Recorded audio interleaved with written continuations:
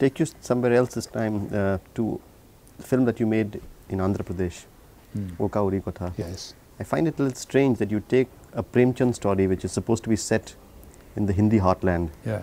You are a Bengali director and you choose to make it in Telugu. Yes.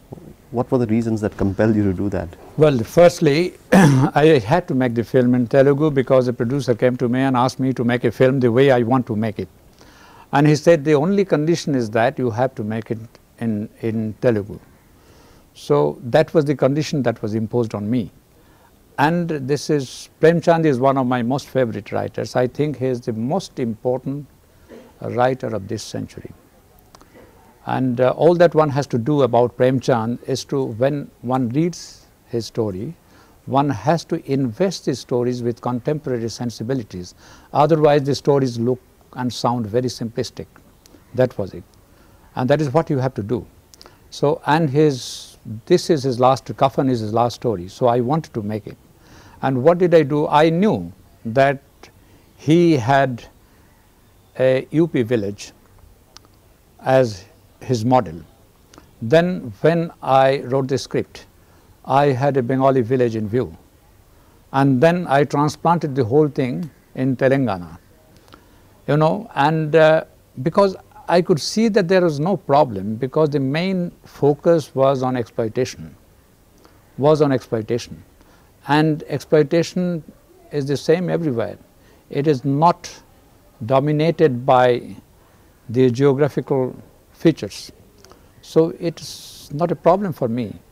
And I could realize even before that there cannot be two stories of poverty and exploitation. There cannot be two different cultures. It is the same everywhere. So that is why I could make it there. And I had no problem except for the language.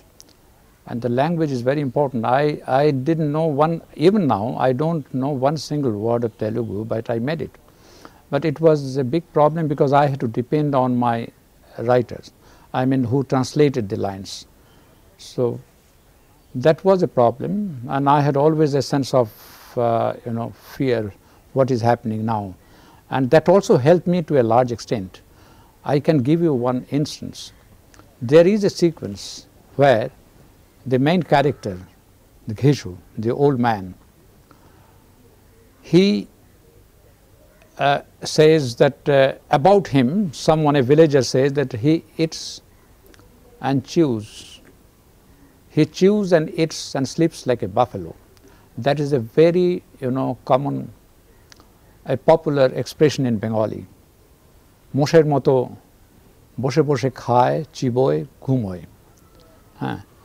And it was translated the same way by a very good playwright based in Hyderabad.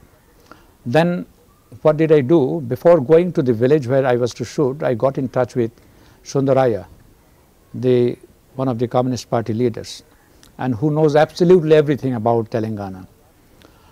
And I asked him to get me in touch with somebody who knows something about this village.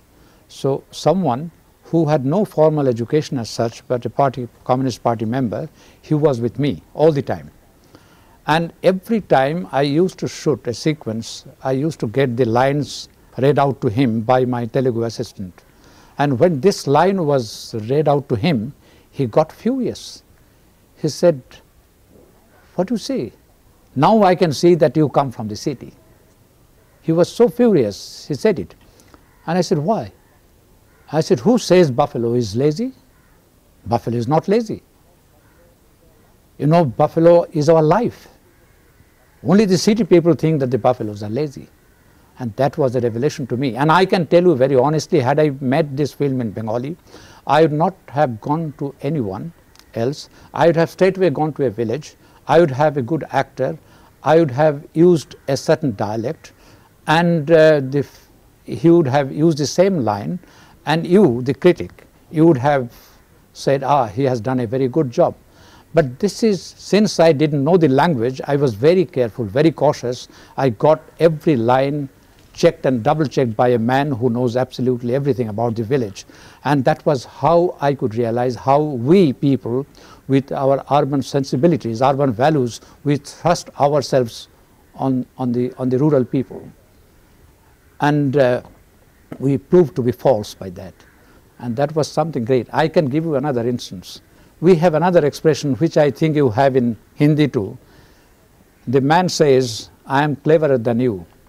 We have a Bengali expression, Tumi cholo dale dale, ami choli pataye pataye. Dal dal pat pat, something like this. If you walk on the branches of a tree, I walk on the leaves.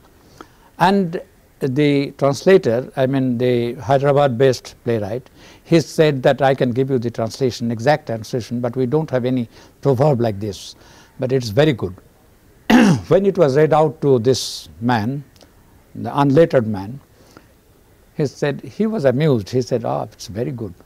And then very apologetically he told me, we have another expression, perhaps it means the same thing.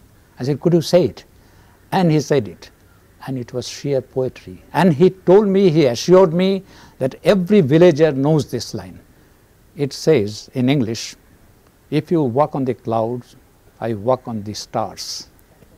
Beautiful. And that was what we actually used. So, you know, you are walking into unknown region, but then if you can make a film like that, you all, at every moment you have a sense of fear. You never know what is going to happen. But then you also, you can get your inspiration checked and double checked by the people around you, by the local people. That way you come closer to reality, which you achieve in documentaries, not in feature films. Let's come to Khandar, which is, you know, a film